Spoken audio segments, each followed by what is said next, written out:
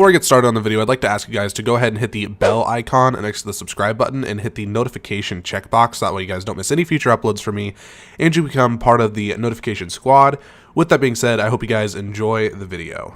What's up, people of YouTube? This one here bringing you guys another video to the channel, and today we're actually going to be talking about Call of Duty, something that I haven't brought up really at all, besides, you know, the update video about where my content has been lately, why I haven't been uploading gaming videos.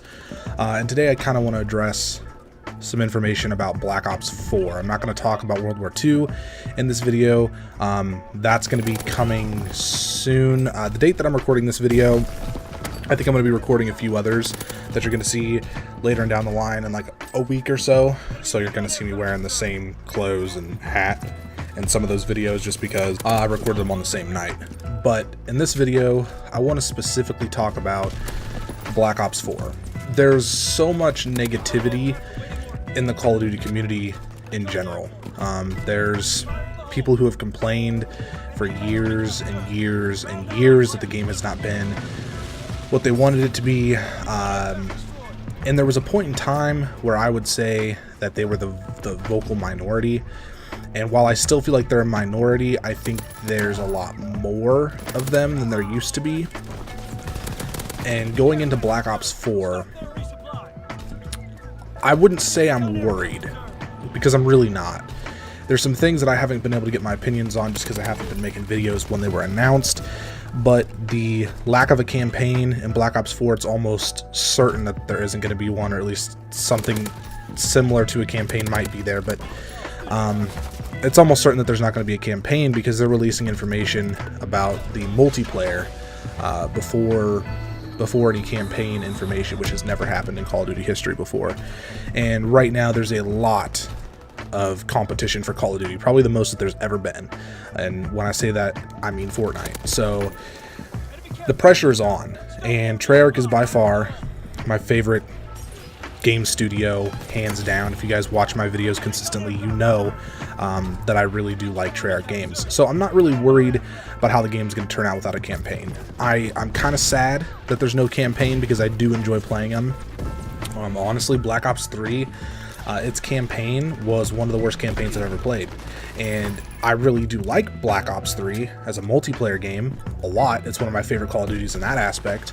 It definitely lacks in the department of campaign. So I'm not too upset about seeing campaign go. Where, on the other hand, Call of Duty World War II has a fantastic campaign, and I won't get into multiplayer. Like I said, that's going to be another video where I talk about the ups and downs of that. But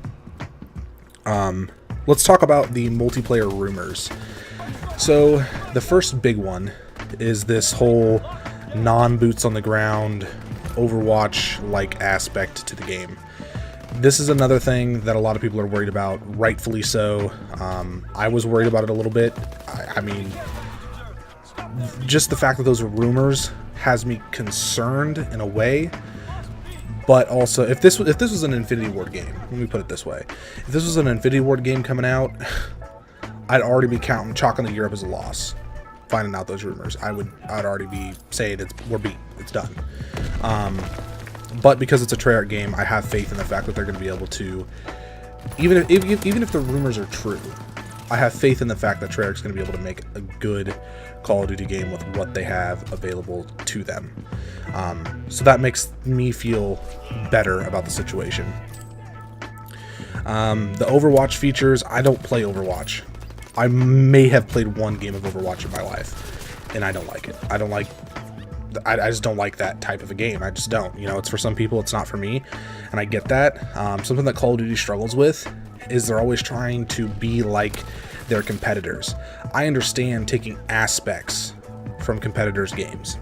I get it. Certain things, you know, something that the community as a whole likes in gaming, using those and putting them in your game, I completely understand. But when you take an entire concept, trying to force it into your game because you feel like your title is threatened, that is where you lose people more than anything else.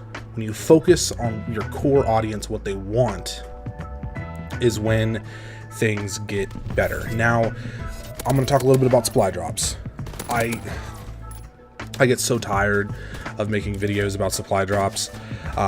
supply drops are a key part of Call of Duty now. They just are. And it's also a key part of its future and how Call of Duty is going to work.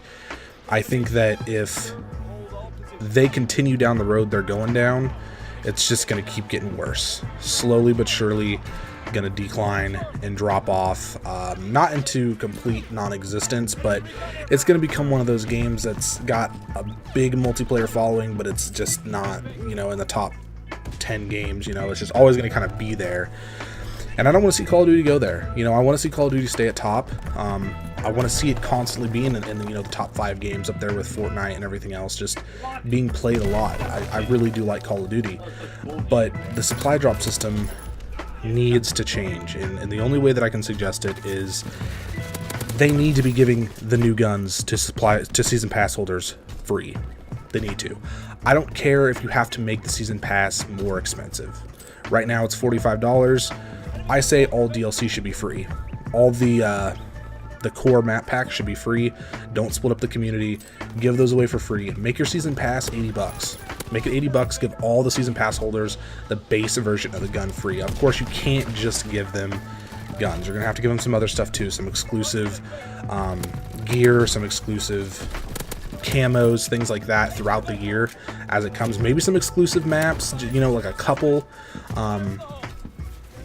But that is literally it. I think that solves our issue. Add variants into the game. I like the way that World War II has done variants for the most part. I think that that's how it needs to stay. Don't change the damage of them. Just change the look and add in new guns frequently. And when I say frequently, I mean, like, you got competition. I mean, you got Fortnite now. Add in new guns every single week. You know, 1 to 2. They don't always have to be good.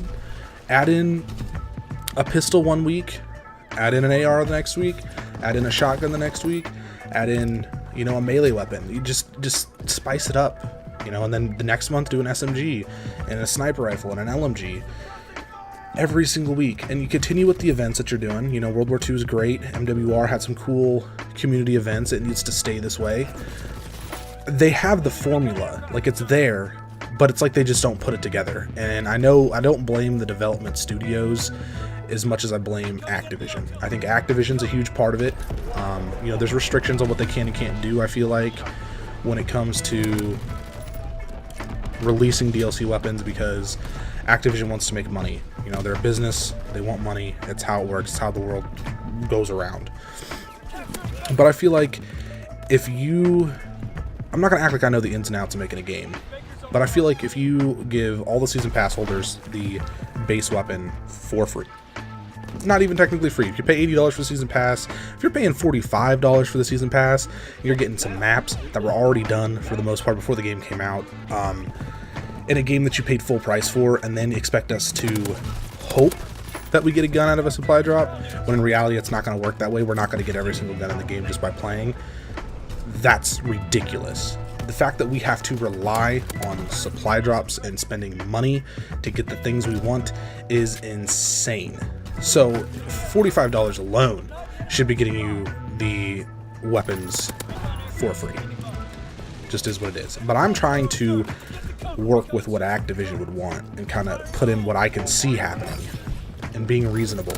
And that is, you know, an $80 to $100 season pass, new guns every week, you know, new camos every month, new customization every week, something like that. Just pumping out content, because Fortnite over there is pumping out content that people want. Fortnite over there is a free game, charging people for skins and giving stuff away. You can't compete with them and outdo them with the way that your system is working right now. You just can't. Now that I've talked a little bit about Fortnite in this Call of Duty video, I kind of want to transition over to talking about Battle Royale. I think that there needs to be a Battle Royale mode in Call of Duty. They need to put all of their focus on that would have otherwise been on a campaign. They need to make it good. It doesn't need to be a throwaway mode like War. It doesn't need to be a throwaway mode like some of this other stuff they put in previous Call of Duty games, where it's played maybe consistently by a pretty big portion of the community for a month or two. It needs to be something that they put a lot of work into and they give it to us. They need to have individual maps even if it's just one huge map. You know, obviously base it around one of the maps in the game, just one big map with 100 people, no less. No less. I don't know how the Call of Duty servers are going to handle that. That's not our problem. I think that you need to have 100 players in one game at least to compete with the Battle Royale market right now. Don't copy them. Don't steal everything from them. Take the concept, make it your own, give it to the Call of Duty fans. We'll eat it up, but it has to be good, and it can't be broken. It can't be released in October and then us get the Battle Royale the following May, because that's not going to work. Nobody's going to care by May. It needs to be there at launch. Anyways, guys, that's all I've really got to talk about Black Ops 4 and the things that I want to see come to the game, the things I want to see change with the Call of Duty series in general, and how to keep the ball rolling. More or less, I'm not worried about Black Ops 4. I think it's going to be a good game, even if there isn't a Battle Royale mode. Even if they don't consistently do content, DLC content the way I think they should, I still think it's going to be a good game. Let me know what you think down in the comment section below. Anyways, guys, deuces.